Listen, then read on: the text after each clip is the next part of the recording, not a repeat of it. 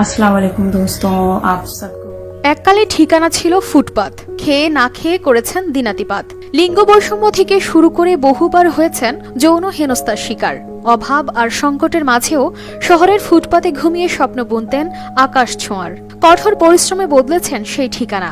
এখন থাকেন সেই শহরেরই একটি বহুতল ভবনে। ফুটপাতের সেই খোলা আকাশ এখনো দেখা যায়, তবে এবারে তিনি দেখেন বহুতল ভবনের বারান্দায় দাঁড়িয়ে।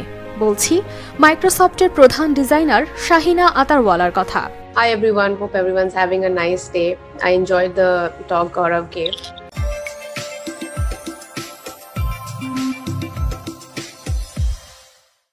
নিম্নবিত্ত মুসলিম পরিবারের সন্তান শাহিনা ছোটবেলায় মুম্বাইয়ের বান্দ্রা রেল স্টেশনের কাছে বাবা মাকে নিয়ে থাকতেন একটি গিঞ্জি এলাকায়। ফেরি করে চুড়ি বিক্রি করে আয় করতেন শাহিনার বাবা। একসময় বাবা অসুস্থ হয়ে পড়লে শুরু হয় আর্থিক টানাপোড়েন। এর মাঝেও মেয়েকে পড়াশোনা